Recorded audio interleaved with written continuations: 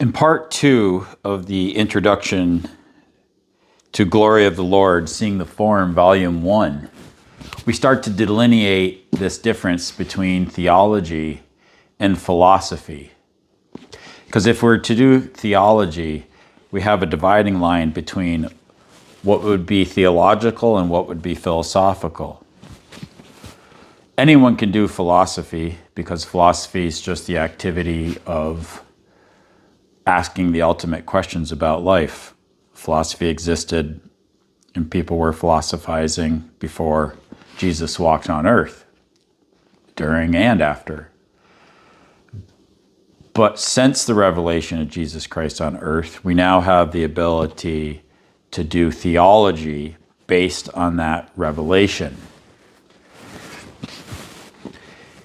If Balthasar's theological project is to reinstill beauty into the theological project that helps us understand the revelation of Christ, then we have to delineate where philosophy ends, where theology picks up, and also, if we're dealing with the concept of beauty, the danger would be that we start to have our theology have more worldly-like definitions of what is beautiful. So it is, in a sense, a dangerous question to ask if we can incorporate beauty back into theology, because Balthasar's premise will be that actually, in the beginning, the church fathers, they were very comfortable with the idea of beauty being theological. So he asked this question: what is the boundary between philosophy and theology?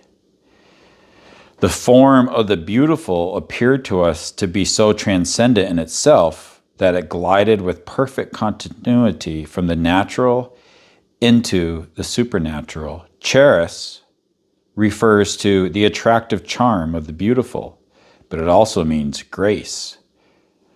We believe that what is beautiful in this world, being spirit as it makes it its appearance, possesses a total dimension that also calls for moral decision. If this is so, then from the beautiful, the way must also lead into the religious dimension, which itself includes man's definitive answer to the question about God, and indeed his answer to the question God poses to him. Why is the grace a step that takes us from the natural into the supernatural? There is that lightning flash moment, or the maybe gentle moment, that brings us Christians into the realization of God in their lives, and God is rescuing us from something, helping us through something, connecting to us, completing us, asking something of us.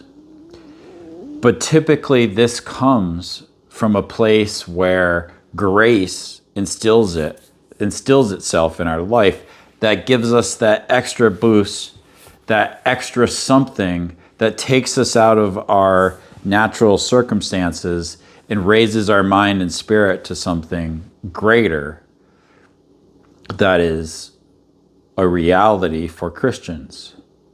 That grace takes us from the natural to the supernatural. It creates that jump, that leap. That's a connecting point. That is a launching point from philosophy in the natural world. And then when we are to engage in the activity of theology, after that, God has come to us, we're starting to answer the call. We then will engage in the activity of, as theologians, we move from simple natural philosophy.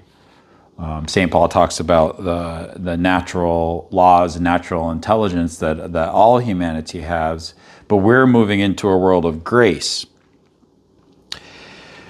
So Balthasar makes a definition, this very important point about what theology's activity is, that revelation must unmask these incursions by judging them and directing them to their rightful place. And theology will obediently reflect the judgment passed by revelation. We need to change our relationship to human understanding as we become Christians, because we no longer completely rely on our own understanding. We know the limitations of our own understanding. And then we want gracefully to incorporate those things which God knows best for us and has in store for us. We often, through our own natural reasoning, get in the way of that infusion of God into our lives. So Balthasar asks the question, may we not think of the beautiful as one of the transcendent attributes of being as such, and thereby ascribe to the beautiful the same range of application and the same inwardly analogous form that we ascribe to the one, the true, the good? Balthasar says the church fathers in the early days of Christianity did exactly this. And what does that cause when we say the very essence of being is beautiful, even though often we might find ourselves in the ugly or the confused and the not beautiful? The early church fathers accepting and seeing that the very reality of being is beautiful. What does this cause to occur for theology? So we'll end with, the fathers regarded beauty as a transcendental and did theology accordingly.